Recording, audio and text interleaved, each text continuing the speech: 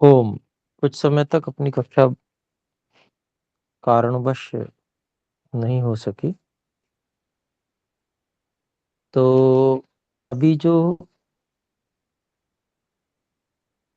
हमारा द्वितीय अध्याय, द्वितीय आहनिकम,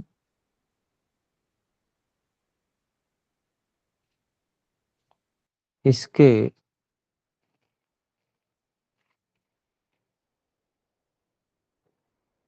8-9 सूत्र हमारे हो चुके थे। हम में से जिनको भी ध्यान है वे बता सकते हैं।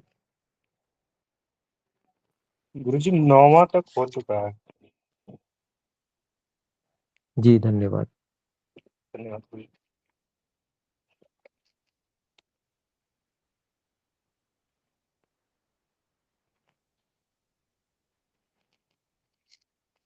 तो जो 9वां सूत्र था वो नित्य द्रव्यों में कारणपन से, काल के अभाव होने से, अनित्य द्रव्यों में कारणपन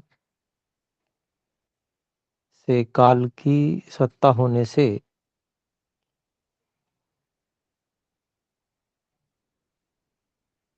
कारणों की सूची में काल का भी नाम माना जाता है।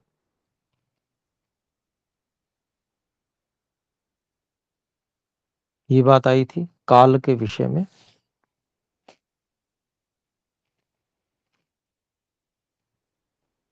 तो आज हम 10वें सूत्र से देखेंगे।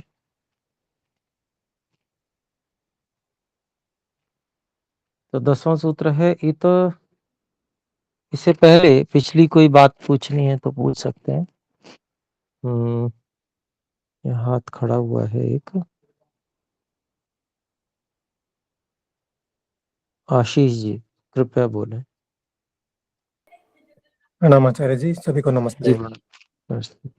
आचार्य जी, इसमें जो सेकंड लास्ट और इससे ऊपर वाली जो पंक्ति है ना, इसका अर्थ स्पष्ट नहीं हो पाता। अनित्येषु द्रव्येषु कालस्य तद तदाधारतया कारणतया भावात् घटादीनां निर्माणे स्थितौ नाशे च कालोऽपि कारणत्वं भजते ही।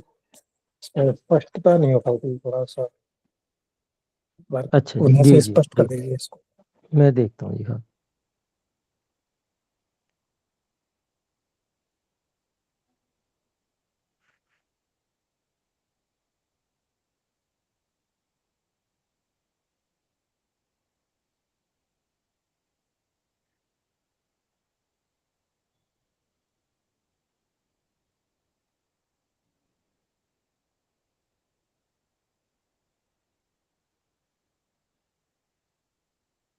इससे पहले वाला जो वाक्य है वो कह रहे हैं कि भी नित्य द्रव्यों में जो नित्यत्व है वो भी काल की अपेक्षा से ही होता है। तो एक बात यहाँ पर जो कही जा रही है वो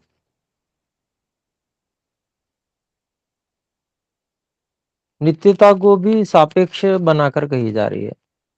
जो जितना अधिक लंबे समय तक रहेगा, जिसकी सत्ता रहेगी, वो उतना ही अधिक नित्य है, ऐसा इस दृष्टिकोण को लेकर यहाँ ये बात कही जा रही है।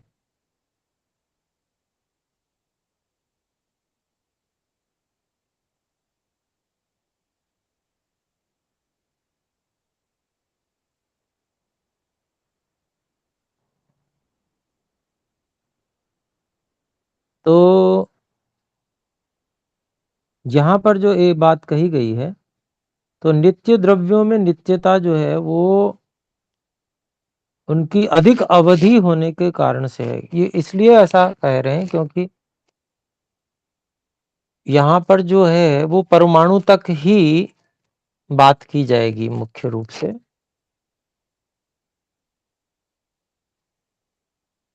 जो कि है तो वो भी अनित्य ही, अगर हम और अधिक सूक्ष्मता से देखेंगे। लेकिन फिर भी परमाणु को नित्य यहाँ पर माना गया है वैशेषिक दर्शन में। तो उसका जो है वो क्यों माना गया, उसको यहाँ पर बताया गया कि एक सृष्टि काल पर्यंत वो पूरा परमाणु जो है हमेशा रहेगा ही रहेगा। इस दृष्टि से वो नित्य, एक सृष्टि के काल तक के लिए नित्य है।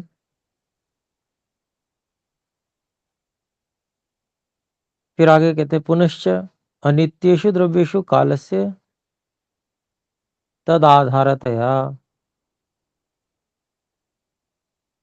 और फिर जो अनित्य द्रव्य हैं उनमें काल के, उसके आधार के रूप में, उसी को खोलते हैं कारणतया, अर्थात उस वस्तु के कारण के रूप से, भावात, उपस्थित रहने से। घटादि नाम निर्माणे, घट आदियों के निर्माण में, स्थितौ स्थिति में, नाशे नाश में, और नाश में च, है ना, नाशे च कालोपि कारणत्वं भवजते ही। जो समय है वो कारणपन का भागी होता ही है। भाई नित्य द्रव्यों को तो इस तरह से समझा दिया, नित्य जिनको माना है परमाणु आदि को, कि भाई वो उनकी अवधि बहुत अधिक है, इस कारण से उसमें काल की अधिकता को इस प्रकार से कारण मान लिया गया कि नित्यता में कारण है।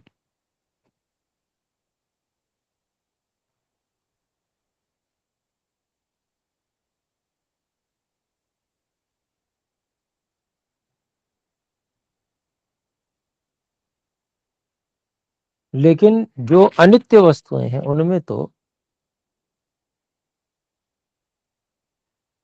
काल कारण बनता ही है। क्योंकि जब हम मान लीजिए अनित्य वस्तुओं में घड़े को ले लेते हैं, घड़ा टूट जाता है तो नहीं रहा, लेकिन जब उसको बना रहे हैं तब भी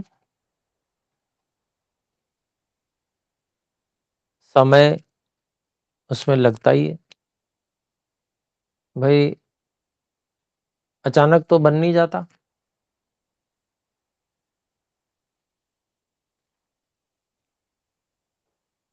एकदम से तो बन नहीं जाता, घड़ा बनाने में थोड़ा समय लगता है। ऐसे ही उसकी स्थिति रहती है, वहां भी समय निर्धारित है कि भाई लगभग लगभग इतना समय ये रह सकता है।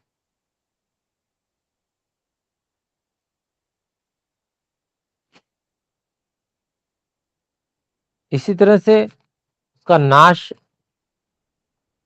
जो पूरी तरह से होता है, उपयोग में आने के अयोग्य होने पर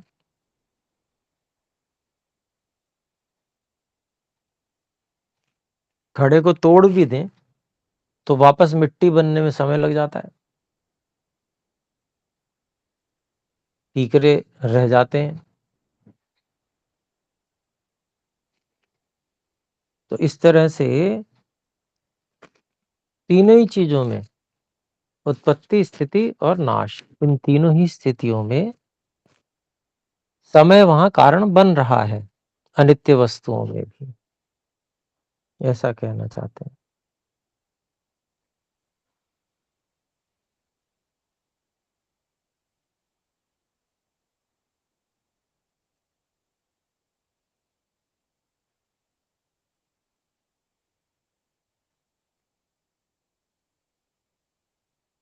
ठीक है जी, भाई आशीष। जी धन्यवाद आचार्य जी, समझ में आ गया।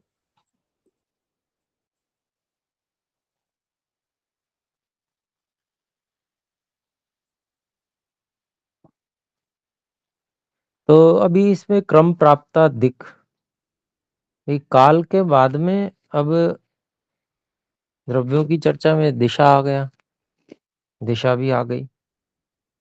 तो इत इदम इति यतस्तत् दिश्यम लिंगम। तो इत इदम इति, इस पदार्थ से यह वस्तु इस ओर है। इत इदम इति,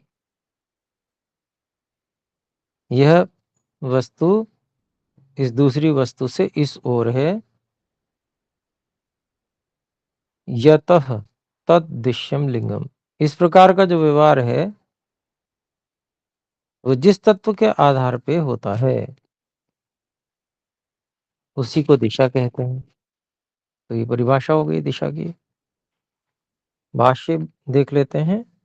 इतः इदम, इतः अर्थात अस्मात्, अर्थात अपरस्मात्, अर्थात अवरस्मात्, खलु इदम परम, दूरम, परम अर्थात दूरम।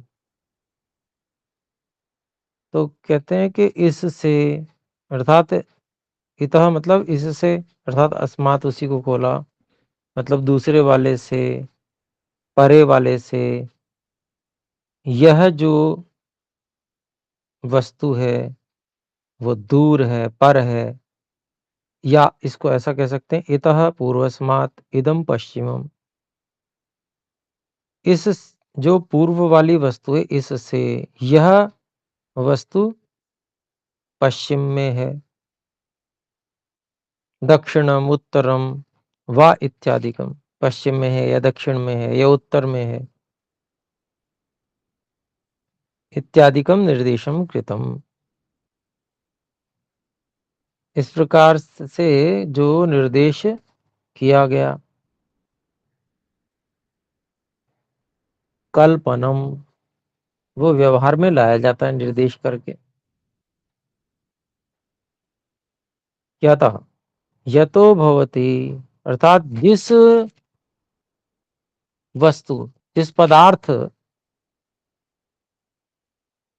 के द्वारा ऐसा जो निर्देश आदि व्यवहार किया जाता है, तत्खलु, वह ही निश्चय से दिश्यम लिंगम दिशाया लक्षणम, दिशा का लक्षण है, दिशा को जानने का, समझने का माध्यम है वो।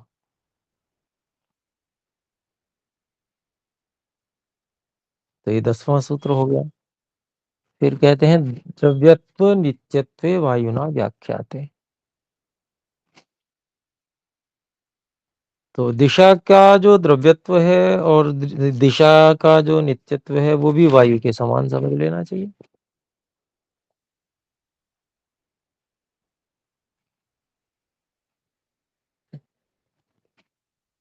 तो वायु में कैसे हमने देखा था वैसे ही यहाँ पर भी समझेंगे।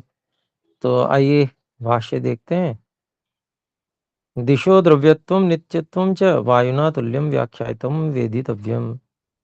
दिशा का द्रव्यत्व और नित्यत्व जो है वह वायु के समान व्याख्या कर दिया गया, समझना चाहिए।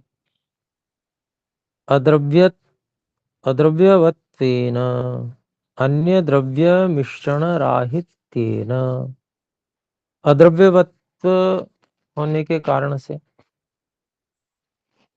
वायु में अद्रव्यवत्व क्या है, अद्रव्य वाला होनापन क्या है, तो उसको खोलते हैं कि अन्य द्रव्य मिश्रण राहित्येन, किसी अन्य द्रव्य के मिश्रण से रहित होने के कारण से। जो जैसे वायु जो है वह उसकी जो उसका जो स्वरूप निर्माण है, वायु का अपना जो स्वरूप,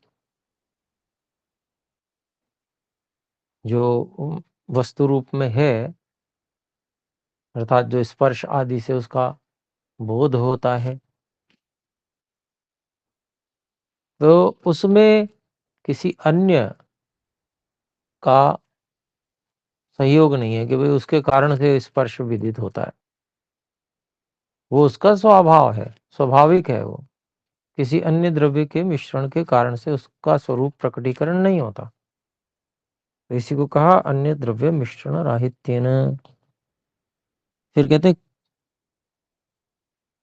राहित्येन क्या है, इसमें हम दो जोड़ देंगे, दिशाया नित्यत्वम विदितव्यम। तो अन्य द्रव्य के मिश्रण से रहित होने के कारण से दिशा का नित्यत्व जानना चाहिए, जैसा कि वायु का नित्यत्व भी ऐसे ही हमने जाना था।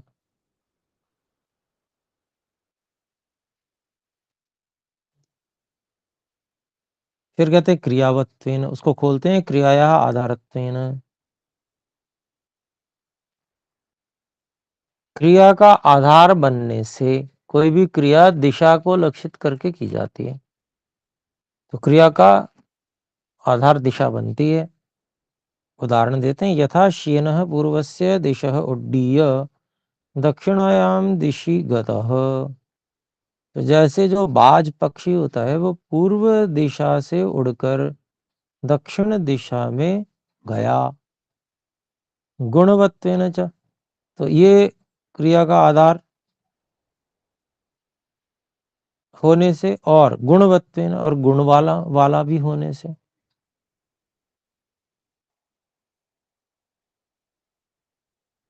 गुणवत्वेन च निर्देशवत्वेन विभुगुणवत्वेन च।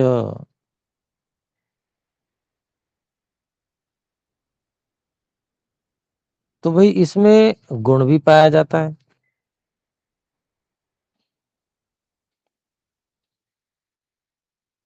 तो इस कारण से गुण वाला होने से भी इसमें द्रव्यत्व कहा गया है।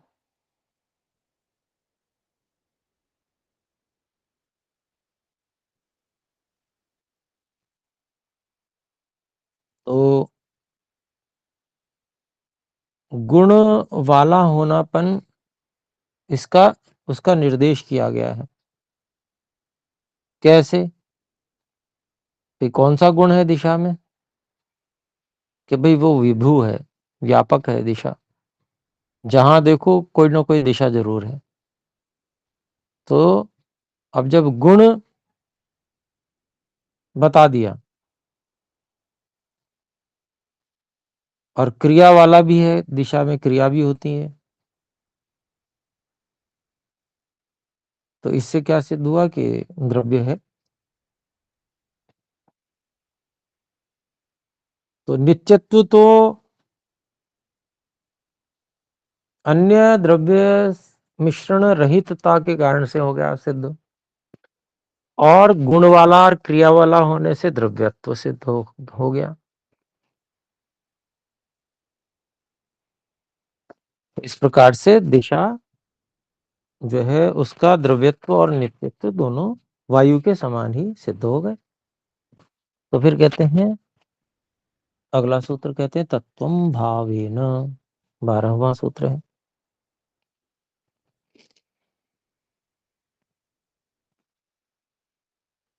तो जो दिशा है उसमें एकत्व है, एकपन है, वो कैसा है, किसके समान है? तो सत्ता के समान है।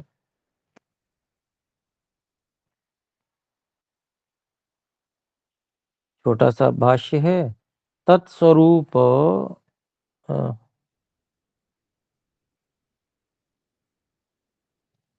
तत्स्वरूपत्वम एकत्वम भावेन सत्तया व्याख्यात्म विज्ञेयम्।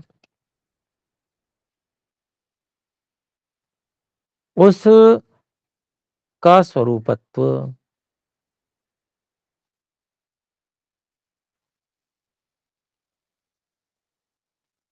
किसका? दिशा का। और एकत्व भावेन अर्थात सत्तया, भाव से अर्थात सत्ता के द्वारा। जैसे सत्ता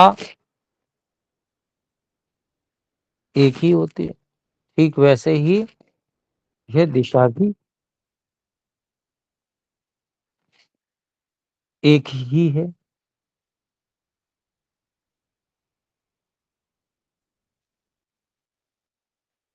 तो उसका जो सत्ता के समान ही एकत्व व्याख्या कर दिया गया, जान लेना चाहिए। लेकिन अब अगली शंका ये उठ सकती है, भाई दिशा को एक कैसे कह रहे हो? दिशा तो बहुत सारी हैं। कोई 4 दिशा भी कहते हैं, कोई 6 दिशा भी उसकी गणना हो जाती है, किसी कोई कोई तो 10 दिशा बोल देते हैं। तो उसका उत्तर अगले सूत्र में है, कार्य विशेषण नानत्वम्।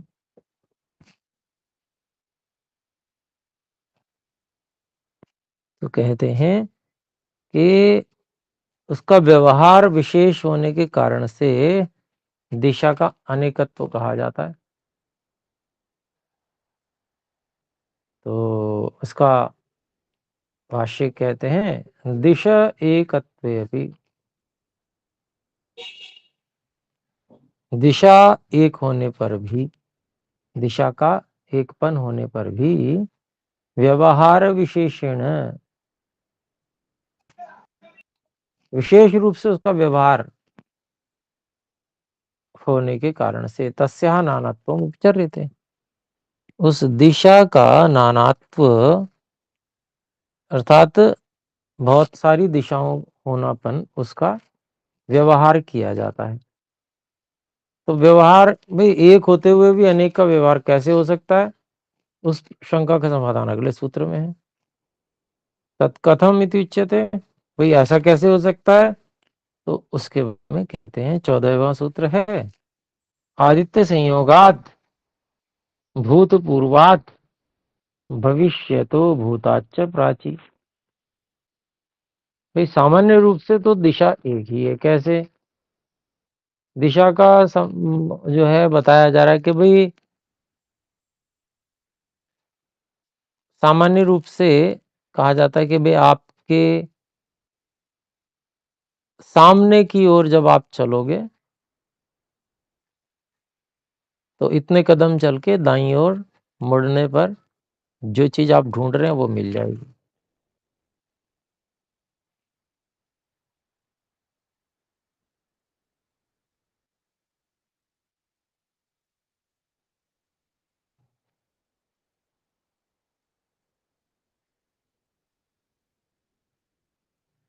तो अब क्या है, जैसे ये बात कही, अब जहां पर हमें पहुंचना था हम वहां जाके खड़े हो गए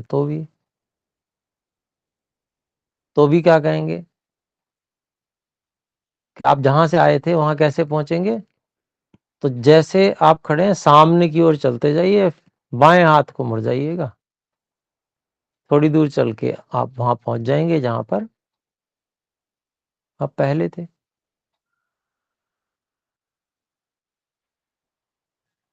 तो जैसे सामने इसको भी कहा और सामने वहां भी कहा, सामने कहते हुए भी दिशा तो उस समय भिन्न नहीं थी, और अब जब सामने जिसको कह रहे हैं वो भी दिशा भिन्न है, लेकिन प्रयोग एक समान ही हो रहा है सामने। तो दिशा को इंगित किया जा रहा है कि इस ओर, और वो किसी भी ओर किया जा सकता है, कोई ऐसा तो सुनिश्चित नहीं है कि इसी ओर सामने होगा। तो सब तरफ दिशा है और एक ही है। ये तो मैंने सामने का उदाहरण दिया, पीछे का उदाहरण आप ले सकते हैं, दाएं का उदाहरण ले सकते हैं। दायां किधर भी हो सकता है सब तरफ दिशा, वो एक ही दिशा है। लेकिन जब हम किसी वस्तु के सापेक्ष देखने लगते हैं तब वहां पर ये निर्धारण हो जाता है कि यही पूर्व दिशा है।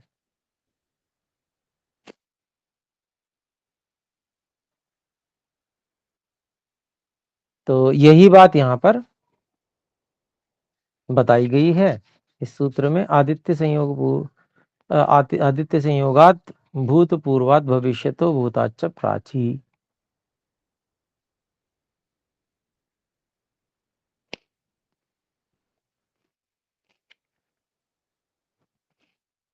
तो कहते हैं कि आदित्य संयोगात,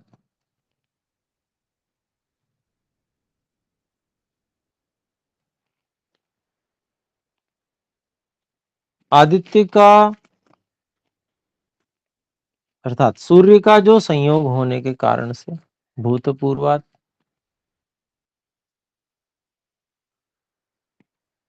मतलब बिल्कुल आरंभ से, बिल्कुल पहले से ही, भूतपूर्वात मतलब सृष्टि के आरंभ से ले लें। तो सूर्य का जो संयोग पृथ्वी के साथ में है, अर्थात हम पृथ्वी पे हैं तो हमसे और सूर्य का जो संयोग हो रहा है, या संयोग जिस जिस भी ढंग से है वो एक सुनिश्चित है, उसकी दूरी सुनिश्चित है वगैरह। तो उसका आदि सृष्टि से लेकर आज तक और भविष्यत काल में भी, आगे भी।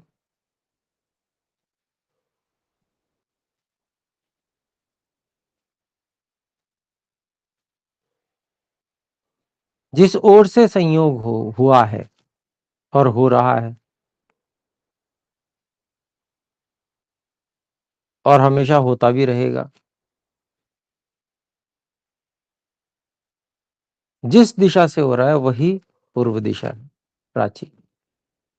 सूर्य के सापेक्ष देख रहे हैं उसको, दिशा को। जब जैसे ही हमने सूर्य के सापेक्ष देखना शुरू कर दिया, हमने उसको परिभाषित कर लिया, हमने उसको इसकी पहचान बना ली कि सूर्य से जिस दिशा से संयोग होगा वही पूर्व है। सूर्य जब दिखेगा, यहाँ पर दिखने से ही अभिप्राय है सूर्य से संयोग, अर्थात सूर्य से संयोग का मतलब सूर्य के प्रकाश का पृथ्वी पर पहुंचना, सामने आ जाना, इसको कहा है।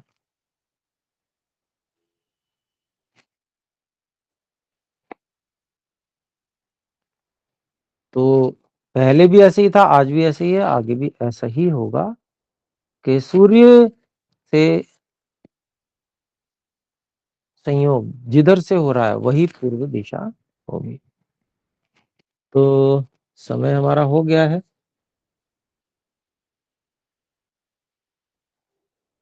इसके भाष्य को 9वें के नहीं 9वां, क्षमा करें,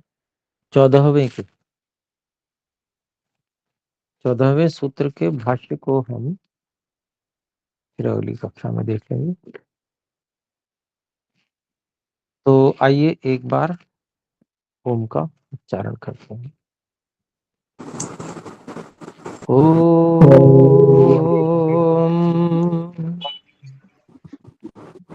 सर्वेभ्यो नमः। सभी को सादर नमस्ते आचार्य जी। जी, एक रिक्वेस्ट है कि जो हमारी रिकॉर्डिंग्स भेजते हैं उनको कहिए सारी रिकॉर्डिंग